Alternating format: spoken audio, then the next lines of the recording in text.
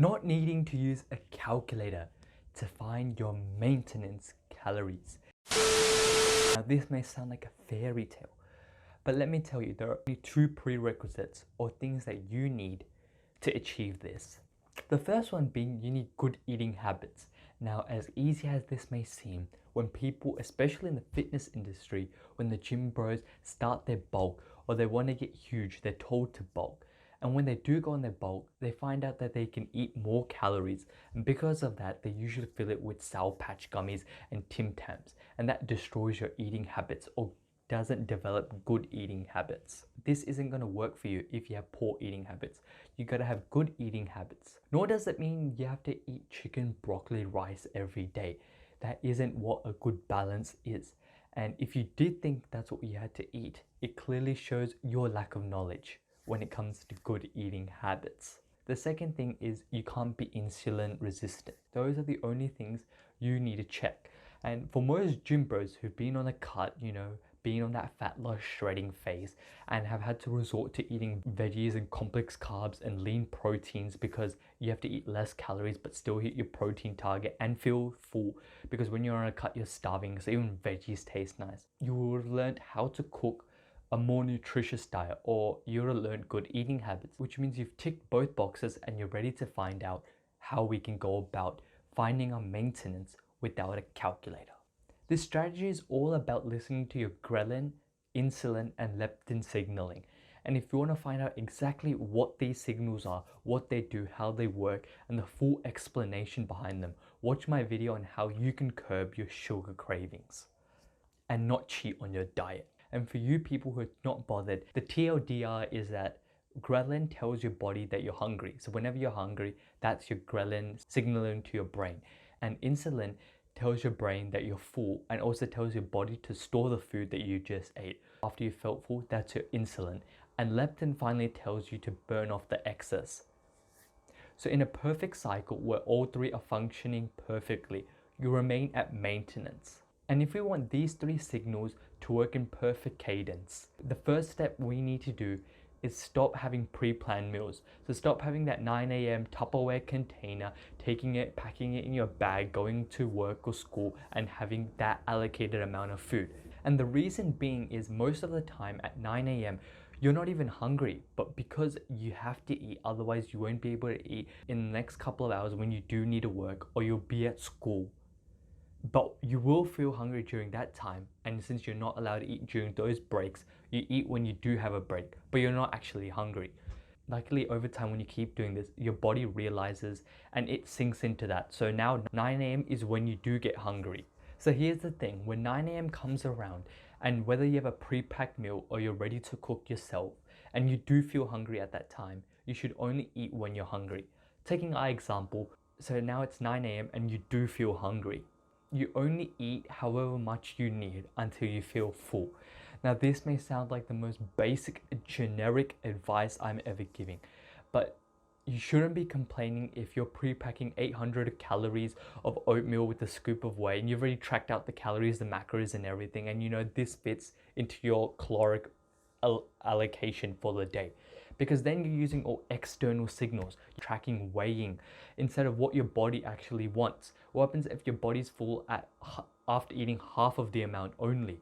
And what happens if you still feel hungry even after finishing the whole bowl of oatmeal? But then you may say, well, if I feel hungry, even after I finished it, I'm gonna go over my calories and then I'm gonna gain weight. So how would that be at maintenance? But that's the thing, you gotta trust and allow your signals to work. And the way you would have to do this is at the beginning of each meal, you focus on each bite. Take each bite slowly. Most of the time, most people are just taking a bite, swallowing it instantly. So if you want to be a person who takes a step forward in their fitness goals, take a bite, enjoy it, focus on the food, and then take another bite. This way you're constantly chewing and you're having enough chews for each bite so the food actually breaks down. And since you're prolonging the amount of time you take to eat, you're allowing your signals to work. You're allowing your brain to realize that you're actually eating, and you're allowing your brain to realize that now you satisfy your ghrelin, your insulin will come and tell you to stop eating because you'll feel full. Now, I'm not going to say this will work instantly when you first start, because listening to yourself can be hard at times, and especially when you're in a rush or in a very stressful environment, it can be hard to actually listen to yourself. It can become difficult. But if you do have the good eating habits, so you're not just choosing random foods, making a dish which is reasonably high in protein, is filled with veg, complex carbs, just everything that's good for you. And since you've already tracked in the past, you roughly know how much protein you're having, how many calories, but you're not actually tracking it. You're just eating until you feel full, taking each bite slowly. You're much more likely after a couple days or even a week to see some results. This way, at 9 a.m, when you do feel depleted and hungry, your ghrelin has signaled to your body to eat, and you take your time with the meal, put your fork down, eat it at a reasonable pace. We're not Usain Bolt here when we're eating. And after finishing your meal, your insulin will signal to your brain that I'm full. And then later on throughout the day, whether it be neat cardio, lifting, whatever you do, your leptin will signal to you to move around and burn those excess calories off.